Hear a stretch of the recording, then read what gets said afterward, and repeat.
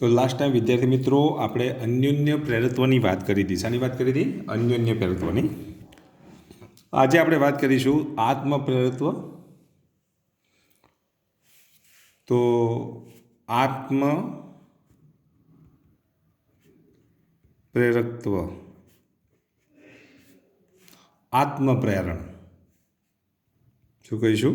આત્મ પ્રેરણ. અંગ્રેજીમાં જો કહીએ તો સેલ્ફ ઇન્ડક્ટન્સ.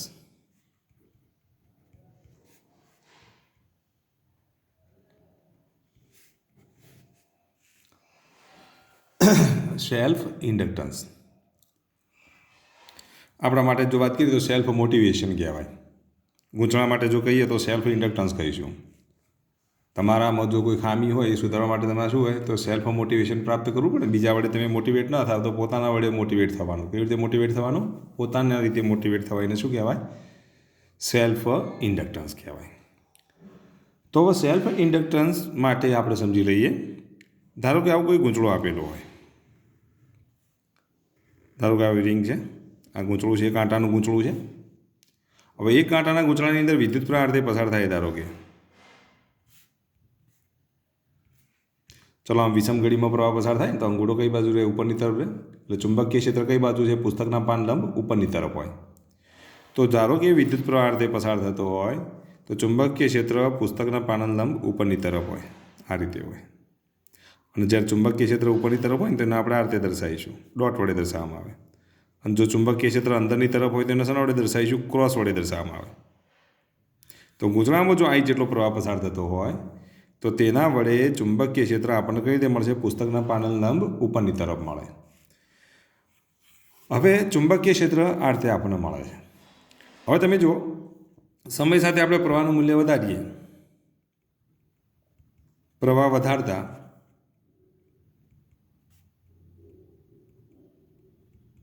ચલો પ્રવાહ વધારવામાં આવે તો શું થશે? ચુંબકીય ક્ષેત્રમાં વધારો થાય.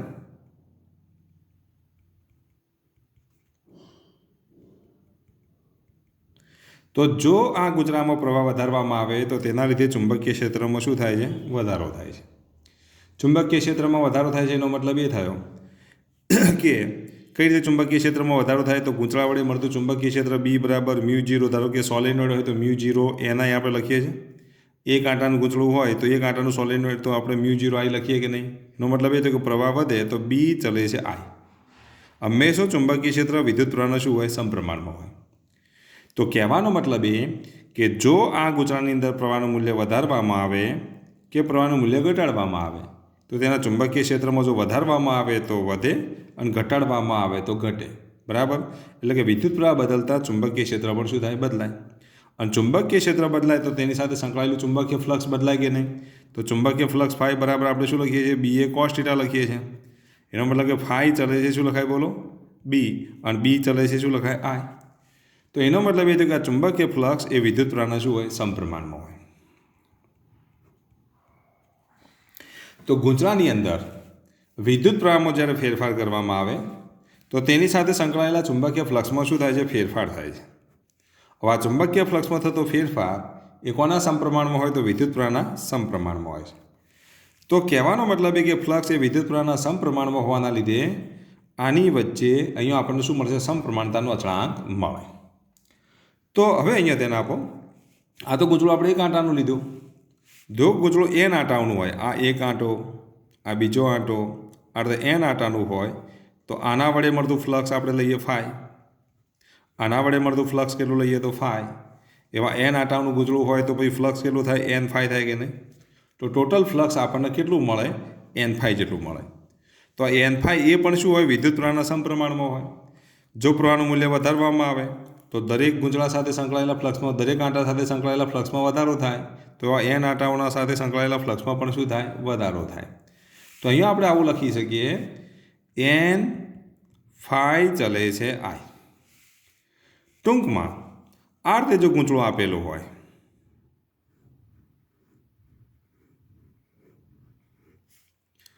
અને આ ગૂંચળા સાથે આપણે જો આ રીતે બેટરી જોડી દઈએ, આવી ચલ બેટરી જોડવામાં આવે તો આ ગૂંચળા સાથે સમય સાથે પ્રવાહનું મૂલ્ય શું થાય છે? બદલાય છે. તો આની સાથે સંકળાયેલી જે ચુંબકીય ક્ષેત્ર રેખાઓ જે છે એ ગૂંચળાની ચુંબકીય ક્ષેત્ર રેખાઓ, અમુક ક્ષેત્ર રેખાઓ આ ગૂંચળા સાથે જ આ રીતે સંકળાયેલી હોય. હવે આ ચલ બેટરીના લીધે અહીંયા પ્રવાહના મૂલ્યમાં ફેરફાર થવાના લીધે આની સાથે સંકળાયેલી જે ચુંબકીય ક્ષેત્ર રેખાઓમાં પણ શું થાય? ફેરફાર થાય. અને તેની સાથે સંકળાયેલી ચુંબકીય ક્ષેત્ર રેખાઓમાં ફેરફાર થવાના લીધે આના ચુંબકીય ફ્લક્સમાં શું થાય? ફેરફાર થાય. અને ચુંબકીય ફ્લક્સમાં ફેરફાર થવાના લીધે શું થશે બોલો? આની અંદર પ્રેરિત EMF ઉત્પન્ન થાય. કોના નિયમ પ્રમાણે? તો ફેરેડેના નિયમ પ્રમાણે શું ઉત્પન્ન થશે? તો પ્રેરિત EMF ઉત્પન્ન થાય. તો કહેવાનો મતલબ એ ફ્લક્સમાં ફેરફાર થવાના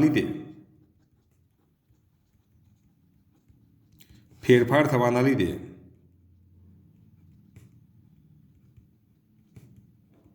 ફેરેડેના નિયમ પ્રમાણે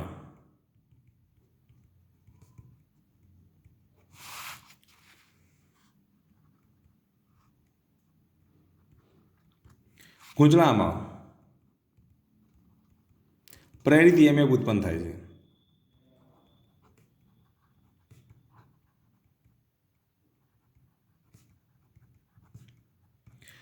અને ગૂંચળામાં આવું જે પ્રેરિત EMF ઉત્પન્ન થાય છે,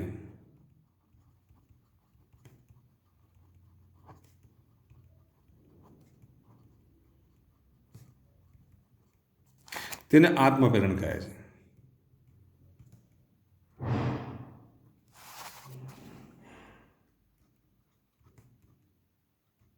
તો ગૂંચળાના પોતાના ચુંબકીય ફ્લક્સમાં થતા ફેરફારના લીધે પ્રેરિત EMF ઉત્પન્ન થાય છે.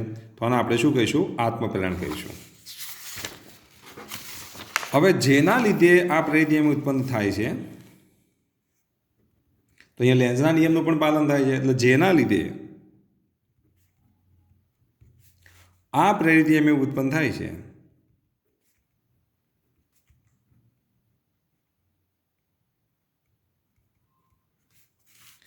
તેનો વિરોધ કરતી દિશામાં ચુંબકીય ક્ષેત્ર ઉત્પન્ન થાય.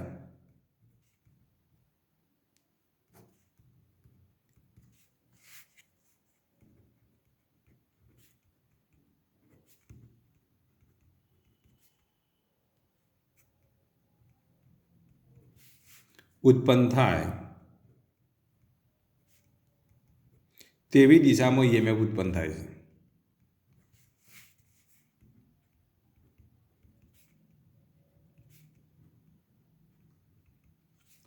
તો વિરોધ કરતી દિશામાં શું ઉત્પન્ન થતું હોય? પ્રેરિત EMF ઉત્પન્ન થતું હોવું જોઈએ. તો તેને આપણે આત્મપ્રેરણ કહીશું. તો જો અહીંયા ધ્યાન આપો, ધારો કે આ ગૂંચળું છે, આ ગૂંચળાની અંદર આપણે કેટલો પ્રવાહ પસાર કરીએ છીએ? I જેટલો પ્રવાહ પસાર કરીએ છીએ. I જેટલો પ્રવાહ પસાર કરવાને લીધે ધારો કે આઈનું મૂલ્ય આપણે વધારીએ, I વધારવામાં આવે તો એનો વિરોધ કરવાનો, એટલે કે આઈનું મૂલ્ય ઘટાડવાનો પ્રયત્ન કરશે.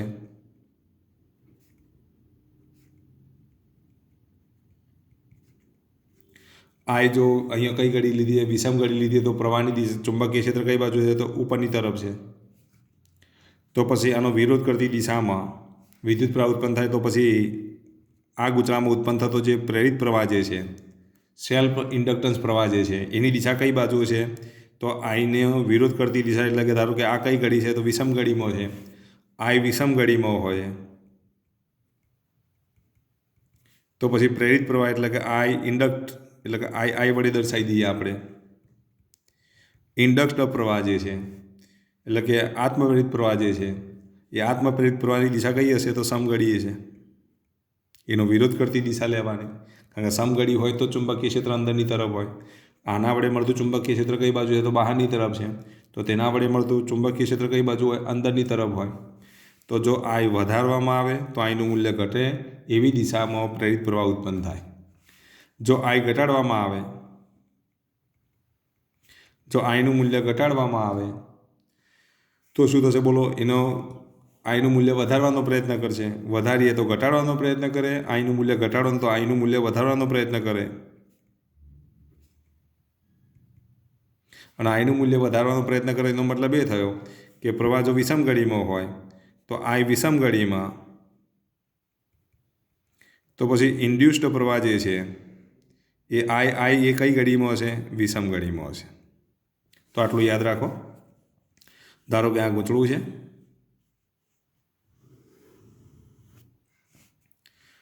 આઈ વધે, બરાબર. આઈ ધારો કે આમ સમઘડીમાં લઈએ, આઈ વધે છે, આઈ વધે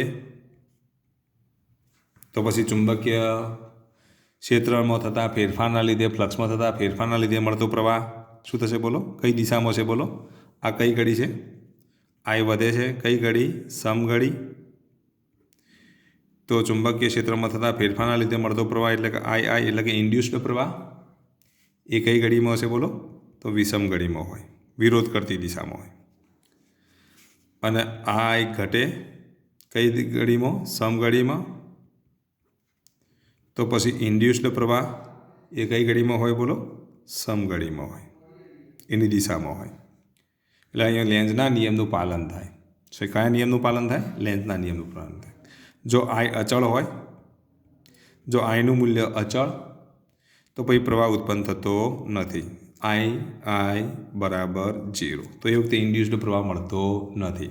કારણ કે આઈનું મૂલ્ય જો અચળ હોય તો એ ફ્લક્સમાં ફેરફાર થતો નથી. ફ્લક્સમાં ફેરફાર થવાના લીધે અહીંયા પ્રેરિત પ્રવાહ ઉત્પન્ન થતો નથી. તો અહીંયા પ્રેરિત પ્રવાહ એ કઈ ઘડીમાં છે? વિષમ ઘડીમાં છે. જો આઈ ઘટે તો પ્રેરિત પ્રવાહ કઈ ઘડીમાં હોય? તો સમઘડીમાં હોય. તો આને અનુલક્ષીને જો ઓબ્જેક્ટિવ પૂછાય તો તમને આવડવા જોઈએ. તો હવે આપણે અહીંયા ધ્યાન આપો, આત્મપ્રેરણાની વાત કરીએ હવે. તો આત્મપ્રેરણાની થિયરીની હવે આપણે શરૂઆત કરીશું.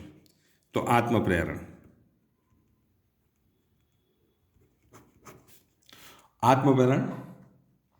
તો તમે આવું કહી શકો, ધારો કે કોઈ ગૂંચળાના આંટાઓની સંખ્યા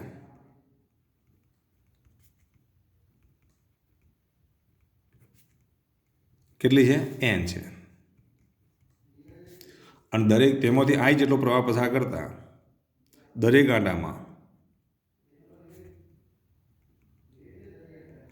આઈ જેટલો પ્રવાહ પસાર કરતા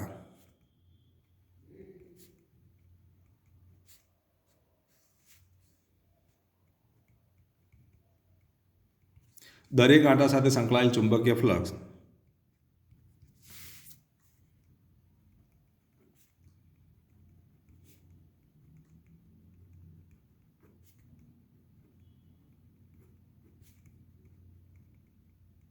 ફાઈ છે.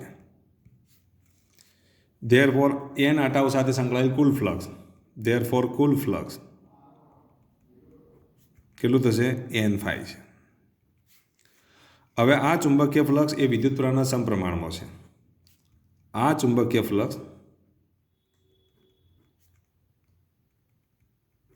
વિદ્યુત પ્રવાહના સમપ્રમાણમાં છે.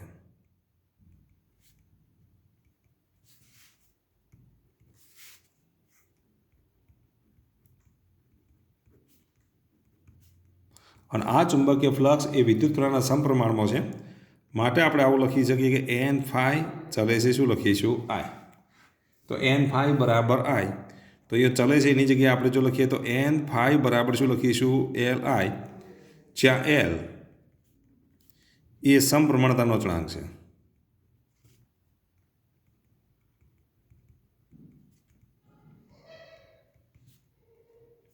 આ અચળાંકને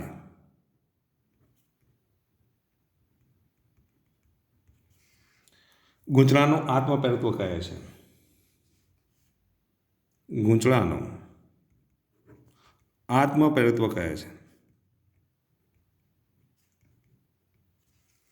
તો n ફાઈ બરાબર એલ આઈને આપણે શું કહીશું? ગૂંચળાનું આત્મપ્રેરત્વ કહીશું. માટે એલ બરાબર શું લખાય? n phi upon i. તો આના પરથી એલની જો વ્યાખ્યા લખવી હોય તો એની વ્યાખ્યા તમે આ રીતે લખી શકો. આઈની કિંમત આપણે 1 એમ્પિયર મૂકી દઈએ, અથવા તો 1 એમ્પિયર અથવા તો એકમ પ્રવાહ દીઠ. તો ગૂંચળામાં એકમ પ્રવાહ દીઠ 1 એકમ લઈ લઈએ. એટલે ગૂંચળામાં એકમ પ્રવાહ દીઠ ગૂંચળા સાથે સંકળાયેલા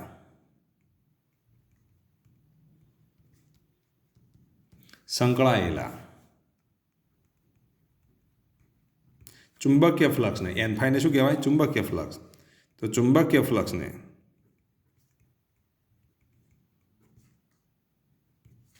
ગૂંચળાનું આત્મપ્રેરત્વ કહે છે.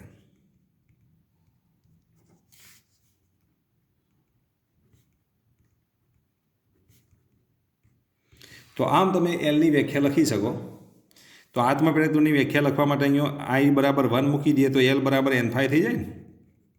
આઈની કિંમત 1 મૂકી દઈએ એટલે કે એકમ પ્રવાહ દીઠ ગૂંચળા સાથે સંકળાયેલા ચુંબકીય ફ્લક્સને આપણે શું કહીશું? ગૂંચળાનું આત્મપ્રેરત્વ કહીશું. શું કહીશું? આત્મપ્રેરત્વ. હવે ભલે આપણે એલ બરાબર n ફાઈ અપોન આઈ લખતા હોય, પરંતુ આત્મપ્રેરત્વ એ પ્રવાહ પર આધાર રાખતો નથી. કારણ કે પ્રવાહ બમણો કરીએ તો ફ્લક્સ બમણું થાય, એટલે બમણા ઉડી જશે. પ્રવાહ જો 3 ગણો કરવામાં આવે તો ફ્લક્સ પણ 3 ગણું થાય, એટલે 3 ગણા ઉડી જશે. એનો મતલબ એ થયો કે ચુંબક જે આત્મપ્રેરત્વ જે છે એ વિદ્યુત પ્રવાહ ઉપર આધાર રાખતો નથી, ચુંબકીય ફ્લક્સ ઉપર આધાર રાખતો નથી. આપણે અવરોધમાં આવું ભણી ચૂક્યા. તમને ખબર છે ને, અવરોધમાં કેવું ભણી ગયા કે અવરોધ આર બરાબર શું લખીએ છીએ? વી અપોન આઈ. તો અવરોધ એ વી અને આઈ ઉપર આધાર રાખતો નથી. પ્રવાહ બમણો કરીએ તો વિદ્યુત સ્થિતિમાનનો તફાવત પણ કેવો થાય? બમણો થાય. એટલે વી અપોન આઈનો ગુણોત્તર કેવો રહે? અચળ રહે. તો આ અવરોધ જે છે એ અવરોધ જે રીતે વી અને આઈ ઉપર આધાર રાખતો નથી, તેમ એલ એ ફાઈ અને આઈ ઉપર આધાર રાખતો નથી. બરાબર? આઈ બમણો થાય તો ફ્લક્સ બમણું થાય, આઈ અડધો થાય તો ફ્લક્સ પણ અડધો થાય. એટલે અડધા ઉડી જાય, બમણા ઉડી જાય. એટલે એલ એ ફાઈ અને આઈ ઉપર આધાર રાખતો નથી. આપણે કેપેસિટન્સમાં આવું પડી કે સી બરાબર ક્યુ અપોન વી. તો આ કેપેસિટન્સ જે છે ક્યુ અને વી પર આધાર રાખતો નથી. વિદ્યુતભાર બમણો તો વિદ્યુત સ્થિતિમાન બમણું, વિદ્યુતભાર અડધો તો વિદ્યુત સ્થિતિમાન અડધું. એટલે એનો ગુણોત્તર કેવો રહે છે? અચળ રહે છે. ટૂંકમાં જે સી બરાબર ક્યુ અપોન વી એ ક્યુ અને વી પર આધાર રાખતું નથી, આર બરાબર એ વી અપોન આઈ ઉપર આધાર રાખતું નથી, એટલે કે વી ઉપર અને આઈ ઉપર આધાર રાખતું નથી, એમ એલ પણ ફાઈ અને આઈ ઉપર આધાર રાખતો નથી. આટલું તમારે યાદ રાખવાનું. તો આને આપણે આત્મપ્રેરત્વ કહીશું. શું કહીશું? આત્મપ્રેરત્વ. હવે જુઓ, આત્મપ્રેરત્વ એલ બરાબર આપણે શું લખી દીધું? n ફાઈ અપોન આઈ લખી દીધું. તો આત્મપ્રેરત્વનો એકમ યાદ રાખો. તો આવું તમે લખી શકો કે આત્મપ્રેરત્વ એ ફ્લક્સ તથા વિદ્યુત પ્રવાહ પર આધાર રાખતું નથી.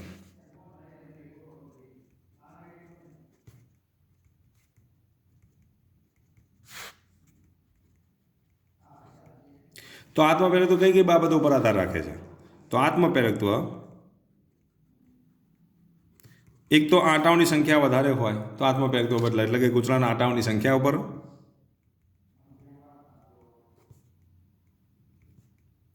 ગૂંચળાના આકાર ઉપર એટલે કે પરિમાણ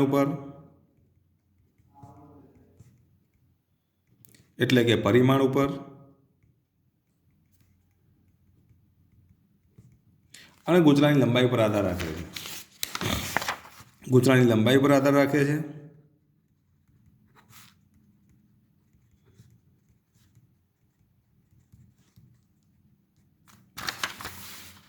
અને બીજી કઈ બાબત ઉપર આધાર રાખે છે? જે માધ્યમમાં ગૂંચળાને વીંટાળેલું હોય એના પર આધાર રાખે છે. જે માધ્યમ ઉપર ગૂંચળાને વીંટાળેલું હોય, જે માધ્યમ ઉપર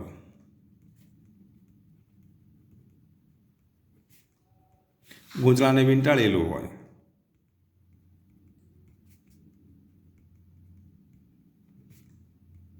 તેના પર આધાર રાખે છે.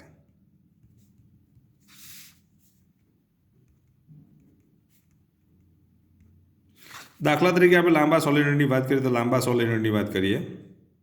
લાંબા સોલેનોઇડ માટે ચુંબકીય ક્ષેત્ર હંમેશા કેવું હોય? તો અક્ષની દિશામાં હોય કે નહીં? અને ચુંબકીય ક્ષેત્ર અક્ષની દિશામાં હોય તો બી બરાબર શું લખીશું? Mu 0 NI. આ ચુંબકીય ક્ષેત્ર છે. લાંબા સોલેનોઇડ વડે મળતું ચુંબકીય ક્ષેત્રનું સૂત્ર યાદ રાખો. બી બરાબર મ્યુ 0 NI લખાય. એટલે આને તમે આ રીતે લખી શકો છો. n એ એકમ લંબાઈ દીઠ આંટાઓની સંખ્યા છે, એટલે આ રીતે લખાય મ્યુ 0 NI અપોન L. આ ચુંબકીય ક્ષેત્ર છે. લાંબા સોલેનોઇડ માટે ચુંબકીય ક્ષેત્રનું મૂલ્ય આટલું છે. ચલો, ખ્યાલ આવી ગયો. હવે બીજું એ કે અહીંયા આપણે જો લખીએ અને સોલેનોઇડનું ક્ષેત્રફળ એ છે, આડછેદનું ક્ષેત્રફળ કેટલું છે? એ છે.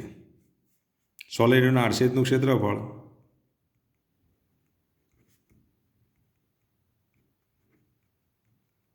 એ બરાબર તમે જો લખો તો પાઈ આર સ્ક્વેર લખી શકો. ધારો કે આ રીતે સોલેનોઇડ હું દોરું, આ લાંબુ સોલેનોઇડ છે, તો આડછેદનું ક્ષેત્રફળ કેટલું થાય? તો આ ત્રિજ્યા જો આર હોય અને ત્રિજ્યા આર હોય તો એ બરાબર શું લખીશું પાઈ આર સ્ક્વેર લખી શકાય. ચલો બરાબર. એની કિંમત આટલી મળી. હવે અક્ષની દિશામાં ચુંબકીય ક્ષેત્ર એની દિશા ચુંબકીય ક્ષેત્રની દિશા સમાન બને એટલે થીટા બરાબર કેટલા 0. તો પછી આપણને એન ફાઈ બરાબર કેટલા મળશે બોલો? એક કાંટા દીઠ કેટલું ચુંબકીય આખા સોલેનોઇડ માટે ચુંબકીય ક્ષેત્ર કેટલું મળશે? તો ચુંબકીય ક્ષેત્ર જો લઈએ તો બી બરાબર ફ્લક્સ ચુંબકીય ફ્લક્સ ફાઈ બરાબર કેટલા મળશે? તો બી એ કોસ થીટા. બીની જગ્યાએ લખી દઈએ μ0 ni/L. એની જગ્યાએ અત્યારે એ જ રાખું છું cos 0. તો ફ્લક્સ કેટલું મળશે બોલો? μ0 ni/L મળે.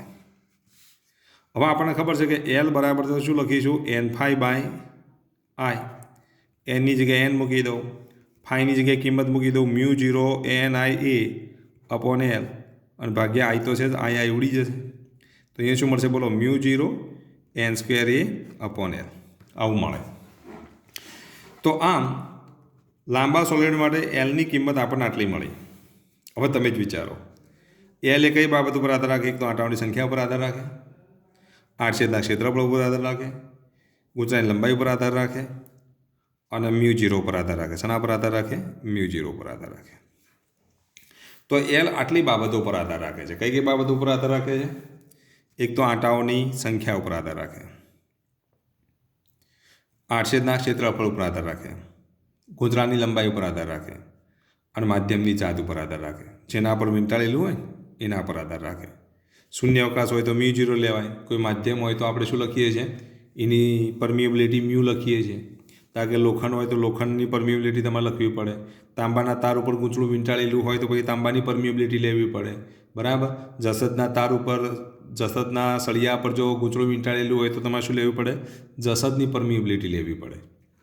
તો અહીંયા શૂન્ય અવકાશ, વચ્ચે કશું હોય જ નહીં, હવા હોય, માધ્યમ ખાલી હોય બધું અહીંયા.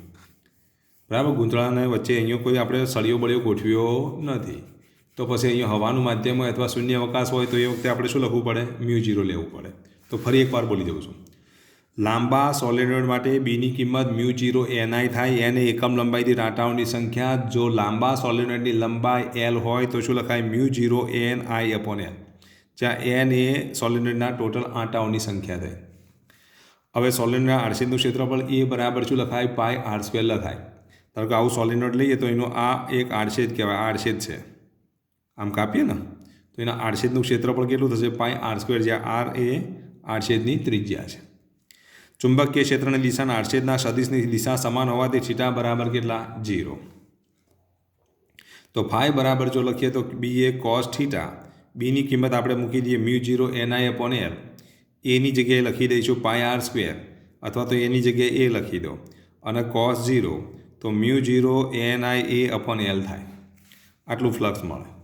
તો એલ બરાબર n∅/I. એનની જગ્યાએ તો n મૂકી દઈએ, ફાઈની કિંમત હું આટલી મૂકી દઉં μ0 ni/L મૂકી દઉં. આ આઈ ઉડી જશે તો μ0 n²a/L થાય. હવે તમે વિચારો, આ એલની કિંમત આપણને મળી, બરાબર. ચલો એલની કિંમત આપણને આટલી મળી. તો હવે આ એલ જે મળી એમાં તમે જો એક તો શેના પર આધાર રાખે? તો માધ્યમમાં જે માધ્યમ સાથે ગૂંચળાને વીંટાળેલું એના પર આધાર રાખે, આંટાઓની સંખ્યા પર આધાર રાખે, ત્યાં પછી શેના પર આધાર રાખે? તો આડછેદના ક્ષેત્રફળ ઉપર આધાર રાખે અને ગૂંચળાની લંબાઈ પર આધાર રાખે છે. ચલો ખ્યાલ આવી ગયો. તો આમ આટલી બાબતો પર એલ આધાર રાખે છે. હવે એલના એકમોની વાત કરીએ તો એલના એકમો બરાબર મ્યુના એકમો, આપણે એમના એકમો, એમ એટલે અન્યોન્ય પ્રેરિત્વના એકમો. એમાં આપણે એક એકમ લખીએ તો ચુંબકીય ક્ષેત્રનો એકમ કહેવાય તો વેબર પ્રતિ એમ્પિયર. આ એક એકમ આ થશે. બીજો એકમ વેબર એટલે શું લખાય? ટેસ્લા મીટર સ્ક્વેર પ્રતિ એમ્પિયર. ત્રીજો એકમ હેનરીની યાદમાં આપણે શું લખીશું? એચ. હેનરીની યાદમાં શું લખાય? એચ લખાય. તો આવા એકમો છે. તો મેં મ્યુના એકમો લખાયા જ છે તમને. એમના એકમો જે લખાયા હતા ને એમ કહો કે મ્યુ કહો, તો એના જે એકમો લખાવ્યા હતા એ જ એકમો એલના એકમો છે. તો એ એકમો તમારે લખી દેવાના, બરાબર. 3 લખ્યા છે, બાકીના તમે જાતે લખી દેજો, બરાબર. તો હવે વાત કરીએ તો કેપેસિટરની આ 2 પ્લેટો છે અને એ વખતે આપણે સી બરાબર શું લખતા હતા? Q/V. તો વી બરાબર શું લખાય? ક્યુ અપોન સી લખાય. ધારો કે આ અવરોધ છે, અવરોધના બે છેડા વચ્ચે વિદ્યુત સ્થિતિમાનનો તફાવત વી બરાબર શું લખતા હતા? IR. એ રીતે આ ગૂંચળું છે, એ ગૂંચળાને આપણે ઇન્ડક્ટર કહીશું. તો ઇન્ડક્ટર માટે વી શોધવો પડે. શું શોધવું પડે? વિદ્યુત સ્થિતિમાન કેટલું મળશે એની હવે આપણે ચર્ચા કરવી પડે. તો જે રીતે કેપેસિટર માટે બે પ્લેટો વચ્ચે વિદ્યુત સ્થિતિમાનનો તફાવત કેટલો મળ્યો? તો ક્યુ અપોન સી મળ્યો. અવરોધ હોય તો અવરોધના બે છેડા વચ્ચે વિદ્યુત સ્થિતિમાનનો તફાવત કેટલો મળ્યો? તો IR મળ્યો. તો પછી આ ઇન્ડક્ટર જે છે, ઇન્ડક્ટરના બે છેડા વચ્ચે વિદ્યુત સ્થિતિમાનનો તફાવત કેટલો મળશે? એ તફાવતને તમે એપ્સાઇલોન વડે દર્શાવો તો એપ્સાઇલોન કેટલો મળશે? આ એપ્સાઇલોન એટલે શું કહેવાય? પ્રેરિત EMF કહેવાય. શું કહેવાય? પ્રેરિત EMF. તો આ પ્રેરિત EMFનું મૂલ્ય કેટલું મળશે તેના વિશે આપણે હવે ચર્ચા કરવાની છે. તો જો L બરાબર આપણને ખબર છે, આપણે આ રીતે લખીએ છીએ કે N ફાઈ બરાબર LI. હવે એપ્સાઇલોન બરાબર તો શું લખાય? D/dt લખાય ને આ રીતે. હવે ડી એન અહીંયા ફાઈ છે તો આપણે N ફાઈ ઇન્ટુ dt લખી દઈએ. N ફાઈની જગ્યાએ હું શું લખી દઉં? તો -d/dt. અહીંયા શું લખીશું? LI. તો તમને ખબર છે કયા નિયમ પ્રમાણે? ફેરેડેના નિયમ પ્રમાણે. તો એપ્સાઇલોન બરાબર આપણે -d∅/dt લખતા હતા, પણ ફાઈની જગ્યાએ અહીંયા N ફાઈ છે તો હું N ફાઈ dN∅/dt. હવે N ફાઈની જગ્યાએ હું LI લખી દઉં તો LI -d/dt અહીંયા LI. આ તો અચળાંક છે, સમપ્રમાણતાનો અચળાંક છે તો એનો બહાર મૂકી દીધો -L di/dt.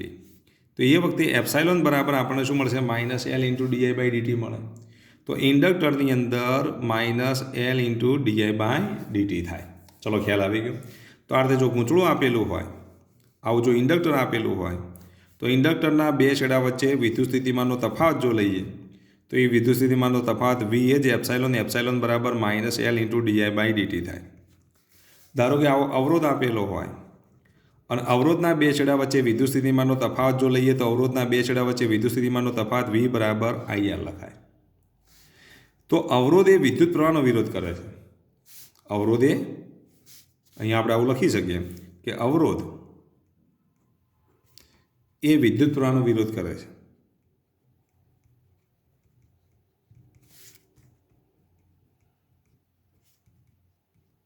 જે વિદ્યુત ઉર્જાનું ઉષ્મા ઉર્જામાં શું કરે? રૂપાંતરણ કરે છે.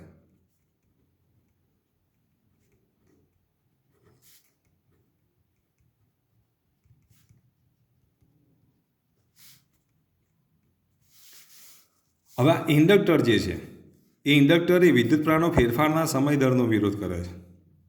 તો ઇન્ડક્ટર એ શું કરે છે? બોલો. વિદ્યુત પ્રવાહના ફેરફારનો વિરોધ કરે છે. માઇનસ નિશાની એ શું દર્શાવે છે? વિરોધ દર્શાવે છે.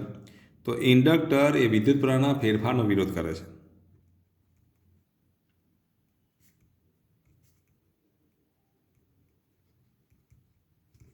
વિદ્યુત પ્રવાહના ફેરફારનો વિરોધ કરે છે.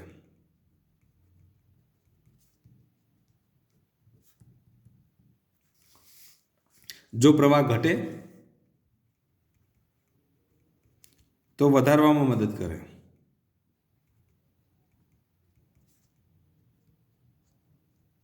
અને પ્રવાહ વધે તો ઘટાડવામાં મદદ કરે.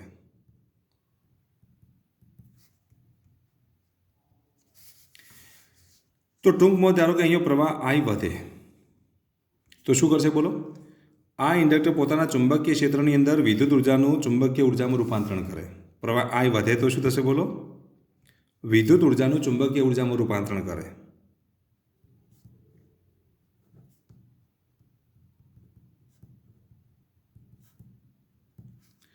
અને જો I ઘટે તો ભાઈ આ ચુંબકીય ઉર્જાનું ફરી પાછું રૂપાંતરણ કરે? વિદ્યુત ઉર્જામાં રૂપાંતરણ કરે.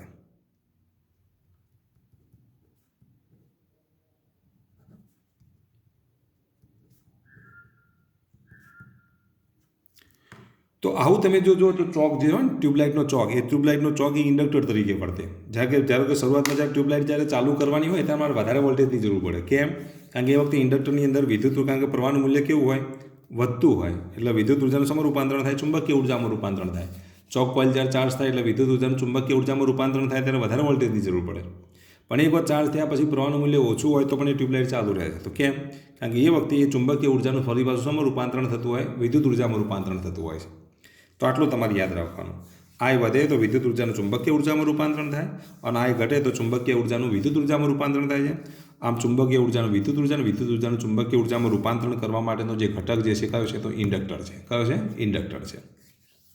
તો જે રીતે સ્થિર વિદ્યુત ભારો માટે કેપેસિટર, પ્રવાહ માટે આપણે અવરોધનો ઉપયોગ કર્યો, એ રીતે પ્રવાહના ફેરફાર માટે અહીંયા શું આવશે? ચુંબકીય માટે, મેગ્નેટિઝમ માટે શાનો ઉપયોગ થાય? તો ઇન્ડક્ટરનો ઉપયોગ થાય. તો આવું જ્યારે ગૂંચળું આપેલું હોય તો એ ગૂંચળાને આપણે હવે શું કહીશું? ઇન્ડક્ટર કહીશું. શું કહીશું? ઇન્ડક્ટર કહીશું. તો આમ એવું ઉદ્ભવતું પ્રેરિત EMFનું મૂલ્ય કેટલું હોય તો એપ્સાઇલોન બરાબર -L × di/dt જેટલું છે એટલું યાદ રાખવાનું. ત્યાર પછી એના આત્મપ્રેરકત્વનું મૂલ્ય કેટલું હોય તો μ0 n²a/L જેટલું હોય છે.